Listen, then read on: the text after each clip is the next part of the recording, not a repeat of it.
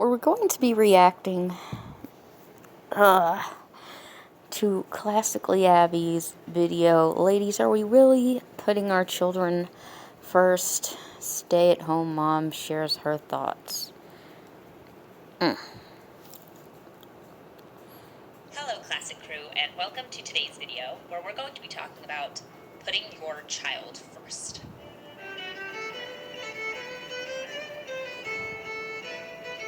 If you are new to my channel, here we talk about classic living and traditional values, and I would love if you would consider subscribing and hitting that notification bell. If you want access to a ton of exclusive content, including my book club, my AV club, my weekly podcast, as well as a monthly Zoom girl chat, make sure to head over to classicallyabby.substack.com. Now, a series I've been doing on my channel for a little while is kind of like a motherhood chat, and I started doing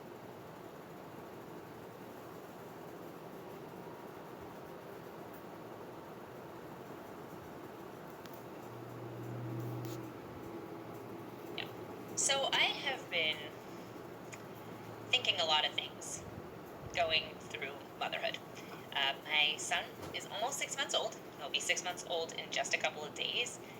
And I've changed so much as a person. My thoughts and feelings about motherhood have changed so much. And what keeps going through my head is put your child first. So something that I've been thinking a lot about is women's place in the workplace and women's place at home.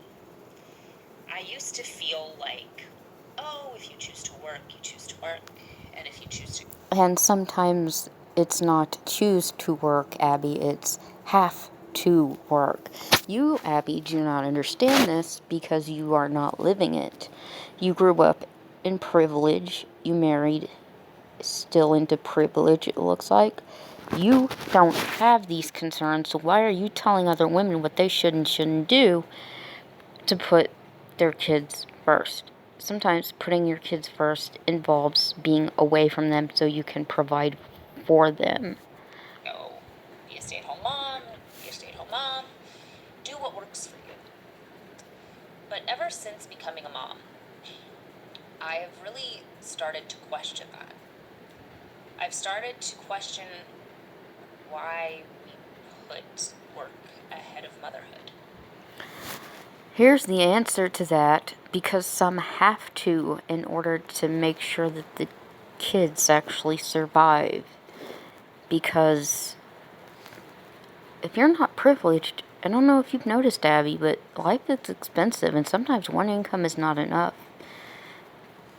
Sometimes the lady's income is the only income, depending on the situation. Ever heard of a widow? Have you ever heard of a divorce? It does happen, and people are not terrible if they decide this. Different things happen in different people's lives, Abby, and you're being very intolerant and elitist. That's my opinion. I really feel like my son needs me here. And I could not justify being a girl boss instead of being at home with him. He benefits so much from me being home. I benefit so much from being home. One thing I want to interrupt myself to say is not only does he benefit from me being home, I benefit from being home. I love it. And I don't think that that's unique to me. I think that I'm in a position where I can say that, where I can feel it, where I can express it openly. But I don't think that... Yes, you are in a privileged position. Many people also feel the way that you do, but don't have the choice. They can say it, but they can't do it. Because life has not handed them privilege. That is a big word. Privilege, privilege, privilege. Abby speaks from privilege. And this is why I have a problem with a lot of her videos. She speaks from her privileged perspective while not seeming, in a lot of her videos, she is putting down other people. It's just my personality. I think women love raising their kiddos and being home and enjoying. Let me get this straight. So if you work to support your kids, you're not raising them? Bull. crap, Abby. Bull crap. That. But we live in a society where if you put being a stay-at-home mom ahead of pursuing a career,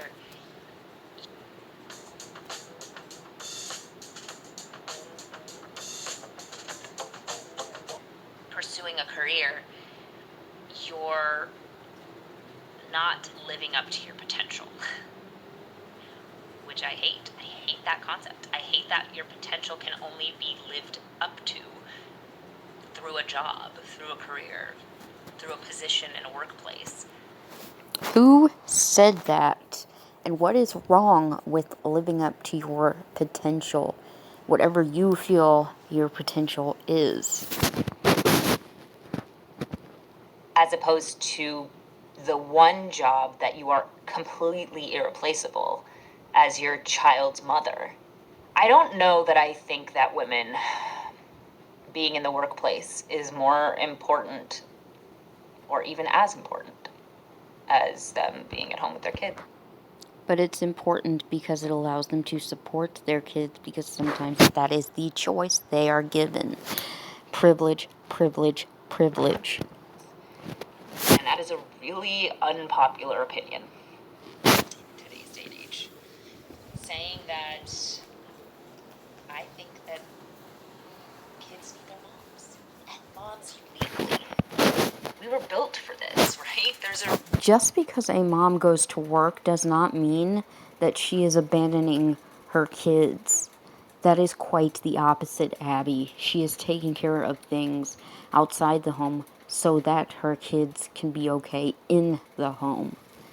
Men do it, and you are not criticizing men for not fulfilling their fatherly roles and being there for their kids if they go out to work, are you, Abby? Reason that God allowed us to feed our children through our bodies. Now, that's not to say if you're in a position where breastfeeding didn't work out for you, you're any less of a woman. I'm not talking about that. But biologically, women were built to feed their children, not through a bottle, none of that. We were built that way. And we were also built to feed them regularly, which...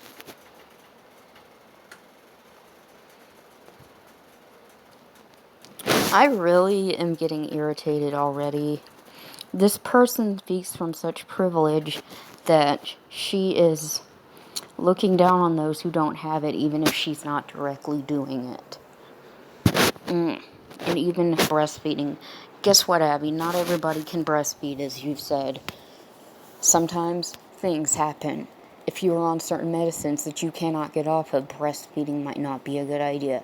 Sometimes you try and it just doesn't work. The body is not perfect, Abby.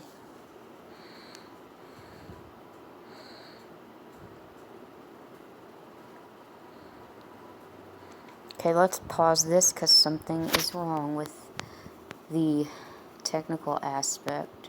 Let's see if I can fix it. Are better off with their kids than going out and pursuing a career. And I don't think anybody will say it because we're so trained to believe that women have the right to be in the workplace. I mean, the fact women have a right and a need, because, okay, Abby, you want everybody to be stay-at-home moms? Okay. What if a mom doesn't have a husband anymore? What about a widow? So she's supposed to stay home and let her children starve? the matter is that if you're in a family where both parents need to work to support that family, that is not what I'm talking about here, right? Because that... Oh, that's good. That's great. Keep going, Abby. That is a situation where your responsibility is to keep your family clothed and fed, and if that means that mom goes to work and dad goes to work, that's what you do. But I'm talking about the privilege that we live in of women who want to pursue their careers as girl bosses as opposed to stay at home with their kids. Maybe live with a little less. Maybe work off of one income if you can, or have mom do a job that earns a little bit on the side, but it can be done in flexible hours and doesn't require that the kiddo needs to go to daycare or something like that. We never put down men for pursuing a career and enjoying a career. Why would we put down women? And that seems to be what Abby's doing. Why can't somebody like being a girl boss? Why? Why not? Yeah, I have so many thoughts today.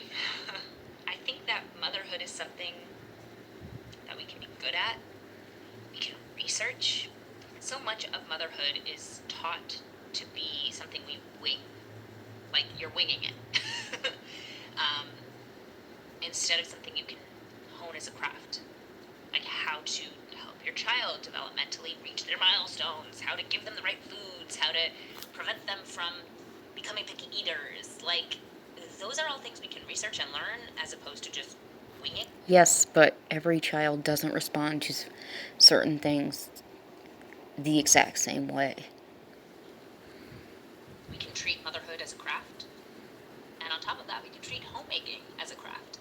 That is a totally lost art, and one that I'm constantly trying to teach myself. When I think of homemaking as a craft, as something I can get really good at, it's so exciting to me as opposed to thinking of all of the things that I can do at home as chores. Ugh, it's just a chore I have to get done. If I could hire someone else to do it, I would. I don't want to take care of it, as opposed to something I could hone and learn how to do and be really fantastic at. That's where I could funnel my potential, is being a good mom, being a good wife, being a good homemaker, not in the workplace. I don't know. I feel like my work that I do here is awesome, but it only is ever done in the context of my baby or my husband not needing. When are you open to trying new things? Since I saw myself in a vision, I was married with a kid. In the context of my baby or my husband not needing me in that moment. I'm so blessed that we live near family, and by blessed I mean we made the choice to live near family and to be in a community that could help us. The other part of this is that staying with your kids and helping them grow and raising them and being a homemaker, that can be lonely if you aren't set up for it. If you aren't in a community, if you aren't close to family. And the reason that happens is because we encourage people to go and leave home. And then... No, Abby, it happens for other reasons as well. Perhaps your parents can't help because they're working their own jobs. So, and perhaps it's the same for your friends and neighbors. Ever think of that? Ever think of military wives who have no choice but to move around constantly? Get these nuclear families in the negative sense, where everyone is so atomic that they don't have the support that they need of their extended family. And motherhood is not supposed to be done in a vacuum. If all women were homemakers, if all women stayed at home and we all lived in communities that supported us, if our families were near us, it wouldn't be lonely. We would have each other. We would all hang out. But that is an idealized world and not the real world. Out and hang and teach our children as a group. And a lot of these thoughts came out of reading Rise and Triumph of the Modern Self by Carl Trueman and Expressive Individualism. If you haven't read his book, you should check it out. But expressive individualism is the idea that you need to know yourself internally, like your definition of self.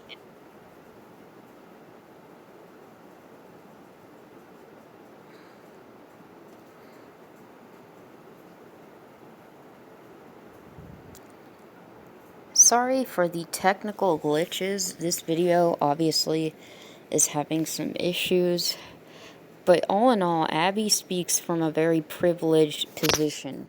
And she doesn't really see that life is not black and white.